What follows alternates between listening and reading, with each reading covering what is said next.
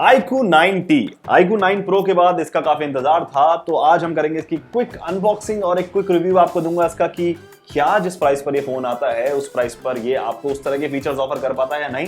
तो फटक से इसे अनबॉक्स कर लेते हैं। तो यहाँ लिखे हैं कुछ स्पेक्स वगैरह जिनकी बातें बाद में ही करेंगे। टेप ओपन कर लेते हैं, यहाँ से पेन से ओपन कर रहे हैं। तो यहाँ लिखा है iQOO BMW मोटरस्पोर्ट, मतलब कि एक BMW एडिशन है। मतलब जो हमें इसके अंदर केस मिलने वाला है या जो बैक मिलने वाला है वो मिलने वाला है कुछ ऐसा। कवर कटाऊंगा तो आपको दिखाता हूँ एग्जैक्टली कैसा है। पहले देख लेते हैं कि बॉक्स के अंदर आपको और क्या क्या मिलता है। इसके अंदर है ये कार्ड, कुछ क्विक गाइड, कागजात जो मेरे काम के नहीं है। मेरे काम का है ये केस। इस तरह का कुछ केस मिलता है आपको। इसका TPU कवर, इसको भी साइड करते हैं। सिम इजेक्टर टूल, ये मस्त लगता है आजकल गिटार पिक की तरह, हम इसे गिटार बजा सकते हैं। ओके, अब है इसके अंदर एक कमाल की चीज, वो है इसका 120 वॉट का फास्ट चार्जर। ये एक फ्लैश चार्जर है 120 वॉट का, जिससे फोन काफी तेज चार्ज हो सकता है, ऐसा जो है iQOO का कहना है। क्या स्पीड रहेगी वो हम डिटेल में रिव्यू आएगा उसमें बात करेंगे, लेकिन अभी मैं आपको एक क्विक रिव्यू दे देता हूँ। एक अच्छी खासे साइज की आपको केबल मिल जाती है, जो बहुत अच्छी चीज लगी है मुझे इसमें। Type-C to Type-C लंबी केबल है काफी, तो आप आराम से इसे लगा के दूर गेमिंग कर सकते हो। और ये ध्यान में रखा गया क्योंकि एक परफॉर्मेंस ओरिएंटेड फोन है, तो एक लंबी केबल देना बहुत जरूरी है। इन चीजों को साइड कर लेते हैं। और बॉक्स में आपको मिलता है Type-C to 3.5 mm Jack connector, जिससे मतलब आप अपने हेडफोन्स वगैरह जो है वो कनेक्ट कर सकते हो। क्योंकि एक गेमिंग फोन है, परफॉर्मेंस ओरिएंटेड फोन है, तो यहाँ पर एक वायर्ड हेडसेट का होना बहुत जरूरी है। लेकिन हेडसेट तो नहीं दिया, लेकिन आपको कनेक्टर जरूर मिल जाता है बॉक्स के अंदर। इन चीजों को साइड कर लेते हैं और आते हैं फोन पर। तो फोन को निकालते हैं कवर से और मैं हो जाता हूं साइलेंट। वाह, बहुत ही सुंदर दिख रहा है ये फोन, बहुत ही सुंदर। तो बात करते हैं सबसे पहले डिजाइन की। तो इस तरह का ये फोन कुछ दिखता है और यहाँ पर आपको iQOO की ब्रांडिंग दिखती है। और क्योंकि ये BMW मोटरस्पोर्ट एडिशन है, तो आपको पूरा यहाँ पर जो डिजाइन है, जो हमने पिछले डिजाइन में भी देखा है iQOO के BMW एडिशंस में, वैसे ही कुछ यहाँ पे स्ट्राइप्स आपको दिखती हैं।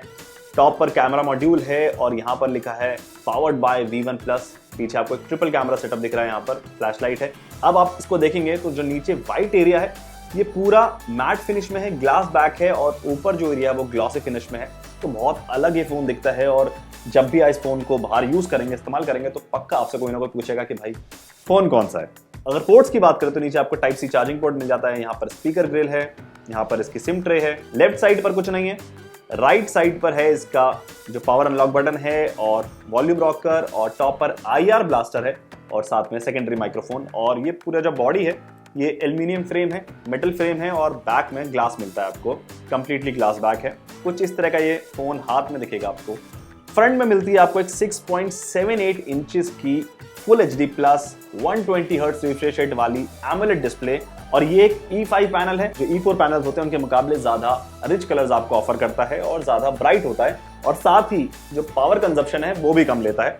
लेकिन ब्रांड का कहना है कि नॉर्मल यूसेज में ये 500 निट्स के आसपास ब्राइट रहता है, कुछ सिनेरियोज में ये 1000 निट्स तक जाएगा, और HDR10+ यूज करने पर आप कई बार इस पर जो कुछ एरियाज है वहां पर 1500 निट्स तक की पीक ब्राइटनेस को ये हिट कर सकता है, जो बहुत बड़ी बात है। इस फोन पर आपको 1200 हर्ट्ज का टच सैम्पलिंग रेट मिलता है, जो कि इंस्टेंट है। फॉर एग्जांपल, आप BGMI पर कहीं पर स्टिल खड़े हैं और आप जल्दी किसी पर अटैक करने वाले हैं, तो उस स्टिल खड़े होने के दौरान जो वेट है, उस दौरान जैसे ही आप इसको टच करेंगे, वो 1200 हर्ट्ज के टच सैम्पलिंग रेट से आपके फिंगरप्रिंट को और फिंगर जो टच रिस्पॉन्स है उसको कैच करेगा और उतनी ही इंस्टेंटली एक्शन आपको देगा। लेकिन जो नॉर्मल टच सैम्पलिंग रेट है वो 360 हर्ट्ज का है, which is more than enough. आप गेमिंग करेंगे तो आपको इसमें कोई दिक्कत नहीं होगी। और ये डिस्प्ले पर आपको HDR10+ का सपोर्ट मिलता है, और नेटफ्लिक्स भी आप इस पर HDR10+ के साथ देख सकते हैं।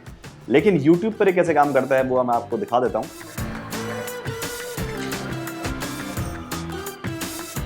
तो इस वीडियो को देखकर आपको इसके वीडियो आउटपुट का और डिस्प्ले का अंदाजा लग गया होगा। वैसे इसमें आपको एक डुअल स्पीकर सेटअप भी मिलता है, स्टीरियो सेटअप मिलता है, और मैंने जिस तरह से इसको टेस्ट किया है, मुझे अभी थोड़ी सी वॉल्यूम कम लग रही है। जबकि ये कंट्रोल्ड एनवायरनमेंट है, इसके हिसाब से भी यहाँ पर आवाज़ थोड़ी सी मुझे कम लगी है, लेकिन कुछ और प्ले करके देखेंगे डिटेल रिव्यू में।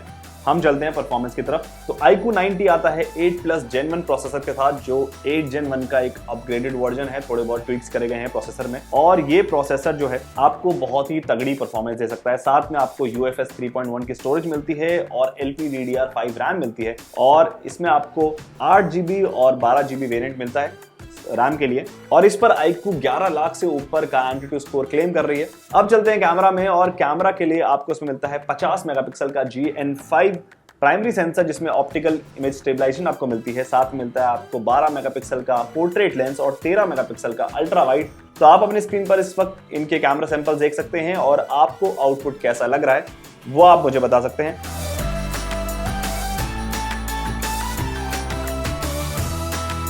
इसके फ्रंट में है 16 मेगापिक्सल का सेल्फी कैमरा, और इसका आउटपुट कैसा लगा आपको वो भी आप मुझे कमेंट्स में बता सकते हैं।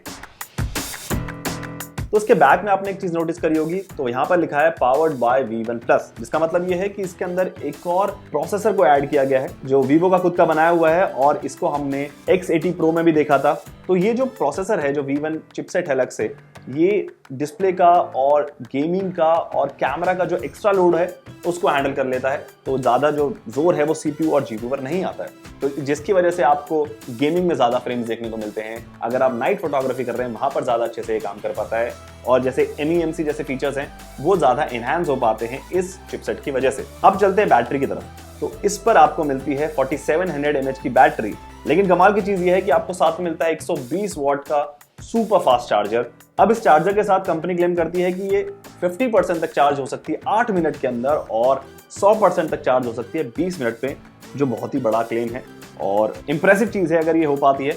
अब क्योंकि ये गेमिंग ओरिएंटेड फ़ोन है, परफॉर्मेंस ओरिएंटेड फ़ोन है, तो इसमें आपको वेपर चेंबर कूलिंग सिस्टम मिलता है, और क्योंकि 8+ Gen 1 में थोड़े बहुत हीटिंग इश्यूज जो हैं वो देखने के मिले हैं दूसरे फ़ोन के साथ, तो उसका ध्यान रखा गया है, और ताकि फ़ोन गर्म ना हो तो इस तरह का चेंबर सिस्टम आपको इसमें दिया गया। साथ ही इसमें आपको डुअल X एक्सिस हैप्टिक्स मिलते हैं, ताकि आप जब गेमिंग कर रहे हैं तो आपको लेफ्ट और राइट में अलग अलग फीडबैक्स मिले आपके, जब भी आप कुछ को टच करते हैं इस फोन पर। तो जो कलर ऑप्शन मेरे पास आप देख रहे हैं, इसको बोलते हैं लेजेंड।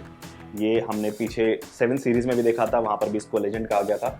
और इसका एक और वेरिएंट है जो ब्लैक वेरिएंट है, वो है अल्फा वेरिएंट, वो भी काफी कमाल का दिखता है। तो बात करते हैं मेरे वर्डिक्ट की, तो मेरे हिसाब से ये फोन लॉन्च होगा करीबन 50,000 रुपए के आसपास, और जिस तरह का हार्डवेयर इस फोन में आपको मिल रहा है वो बहुत ही पैक्ड है, मतलब बहुत ही तगड़ा कमाल का गेमिंग हार्डवेयर इसमें डाला गया है। तो जो ज्यादा गेमिंग फोन की तरह नहीं दिखता है, लेकिन ये एक अच्छा गेमिंग फोन हो सकता है, लेकिन वो कैसा परफॉर्म करेगा वो डिटेल रिव्यू में बात करेंगे। लेकिन फर्स्ट इंप्रेशन में मुझे इस फोन ने इंप्रेस किया है। थोड़ा सा कैमरा को मैं लेके मैं थोड़ा सा अभी डाइसी हूँ, कैमरा से मैं उतना इंप्रेस नहीं लगा हूँ फर्स्ट इंप्रेशन में, लेकिन डिटेल में बात करेंगे इसके डिटेल रिव्यू में। आप चाहें तो उसका कंपैरिजन जो है उसके लिए भी पूछ सकते हैं कमेंट्स में, तो मैं कंपैरिजन भी इसका कर दूंगा किसी और फोन के साथ। तो ये फोन आपको कैसा लगा मुझे कमेंट्स जरूर बताना, इस वीडियो को लाइक एंड शेयर करना। मैं हूं गोविंद, आप मुझे देख रहे थे जागरण हाईटेक पर, तो सब्सक्राइब जरूर करना।